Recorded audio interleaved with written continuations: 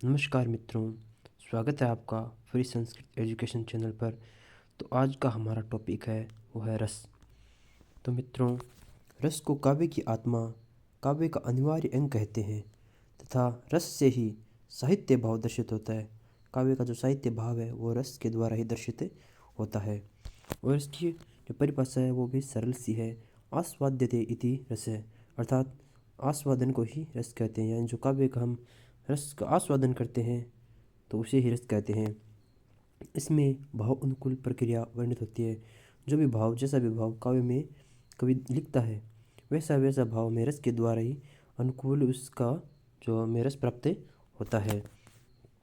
तो जो रस जो शास्त्र है इसके प्रवर्तक कौन है? तो रस संप्रदाय के प्रवर्तक भरतमुनि है।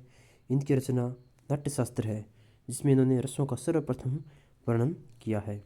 भरतमुनि के नाट्यशास्त्र में कुल 36 अध्याय है, जिसमें से छठा अध्याय है उसे रसाध्याय के नाम से जाना जाता है। अब रस का स्वरूप, तो विभाव अनुभाव व्यभिचारी भाव संयोगात रस निष्पत्ति, अर्थात विभाव, अनुभाव, व्यभिचारी भाव, इनके द्वारा स्थायी भाव बनता है, उसे ही रस कहते हैं। सबसे पहले हम उदाहरण से समझे तो हम किसी चीज़ को देखते हैं, देखते ही उस चीज़ के प्रति हमारे मन में जो भाव जागृत होता है, उसके बाद वो भाव हमारा सक्रिय होता है, संचरण करता है। जब भी हम उस वस्तु को दोबारा देखते हैं तो हमारे मन में वही भाव आता है, वह व्यभिचारी भाव है। और बार बार वही भाव देखने पर, वही महसूस करने पर वे एक प्रकार का स्थायी भाव बन जाता है, उसे ही रस कहते हैं।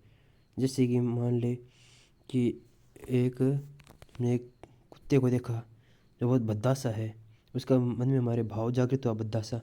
वापिस उस कुत्ते को देखा तो हमारे मन में वही वही भद्दा कोई भाव आ रहा है, तो ये हमारे मन में स्थायी भाव बन गया। जब हम उस जैसे दूसरे कुत्ते को भी देखेंगे तो हमारे मन में वही भद्दा भाव आएगा। तो ये एक प्रकार से रस बन गया। जो घृणा होगी ये भी एक प्रकार का रस है। अब उपरोक्त तीनों के संयोग से स्थायी भाव उत्पन्न होता है तथा स्थायी भाव का ही प्रायोगिक रूप रस के नाम से जाना जाता है। अर्थात जो मैंने आपको तीनों पहले पर बताए उनके द्वारा रस उत्पन्न होता है। अतः भाव ही रस का बीज अथवा मूल है। रस का मूल है वो भाव ही होता है, हमारे मन के भाव ही होते हैं, वही रस को उत्पन्न करते हैं। अब भरतमुनि ने सर्वप्रथम 8 रसों का विवेचन किया है। इसमें श्रृंगार रस, हास्य यानी हास्य रस, करुण रस, रौद्र रस, वीर रस, भयानक रस, विभत्स रस, अद्भुत रस, ये 8 रस है। तो दोस्तों इस रसों का प्रयोग क्रम से किया गया है। इस रसों का प्रयोग, अन्य 8 रसों का प्रयोग इस प्रकार जैसे लिखे हुए इस प्रकार क्रम से किए गए हैं। परंतु साहित्य शास्त्र साहित्य शास्त्र में नवम रस, शांत रस कहते हैं, उसका विवेचन भी मिलता है। मूलतः 8 रस मिलते हैं, लेकिन जो साहित्य है उसमें नवा रस, शांत रस का विवेचन मिलता है। तथा इसके अलावा श्री विश्वनाथ कविराज द्वारा रचित साहित्य दर्पण में वात्सल्य रस को 10वें रस के रूप में मान्यता दी गई है। अर्थात मूल रस पूछे तो 8 और नवा रस पूछे तो शांत रस, और कविराज विश्वनाथ के द्वारा रचित रस 10वां रस कौन सा है तो वात्सल्य रस बताया गया है। संस्कृत साहित्य में रसों की उपयोगिता के आधार पर भी इनका निश्चित स्थान दिया गया है। अर्थात स्थायी भाव के आधार पर भी इनका निश्चित क्रम होता है, जिसको इस ट्रिक से हम समझ सकते हैं। जैसे रे उन्नी शोक्रो भजु बिहा, अर्थात इस प्रकार हम इनको देख सकते हैं। एक तरफ स्थायी भाव, दूसरी तरफ रस। अब रे उन्नी शोक्रो भजु बिहा, ये 8 स्थायी भाव से रस बनेंगे। रे से रत्ती स्थायी भाव। अब कौन सा रस है तो श्रृंगार। श्रृंगार के भी 2 भाग है, संभोग, संयोग में संभोग श्रृंगार और वियोग में विप्रलम्ब श्रृंगार रस। इसके बाद उत्साह स्थायी भाव, उत्साह स्थायी भाव का रस होगा वीर रस। निर्वेद स्थायी भाव का रस होगा शांत। शोक स्थायी भाव का रस करुण। क्रोध स्थायी भाव का रस रौद्र। भयावह स्थायी भाव तो भयानक रस। जुगुप्सा स्थायी भाव विभत्स अर्थात घृणा रस।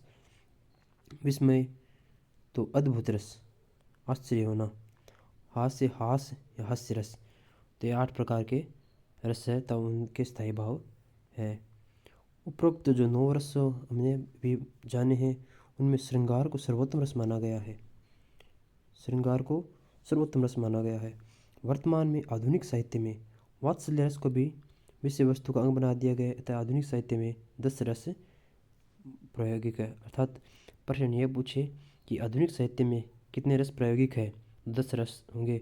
10वां रस कौन सा है, तो वात्सल्य रस होगा। अब प्राचीन साहित्य में पूछे तो प्राचीन साहित्य में महाकाव्य में 9 रस, जो महाकाव्य में 9 रस प्रयोग भी किए गए, तो नाटकों में सिर्फ 8 रस ही प्रयोग किए गए, क्योंकि इसमें नाटकों में शांत रस का अभाव होता है। अगर शांत हो गया तो वो नाटक नहीं माना जाएगा। तो महाकाव्य में 9 रस, नाटकों में शांत को छोड़ के 8 रस प्रायोगिक माने जाते हैं प्राचीन साहित्य में। अब जिस जिस प्रकार शास्त्रीय साहित्य में आधुनिकता आती गई, वैसे वैसे रसों का मिश्रित रूप भी देखने को मिलता है या प्रयोग में लिए जाने लगा है।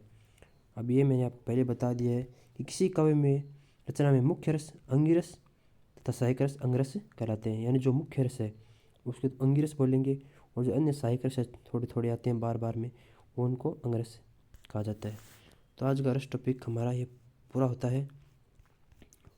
आपको वीडियो अच्छा लगा तो वीडियो को लाइक शेयर और चैनल को सब्सक्राइब जरूर कीजिए। मिलते हैं नेक्स्ट वीडियो में, तब तक के लिए जय हिंद।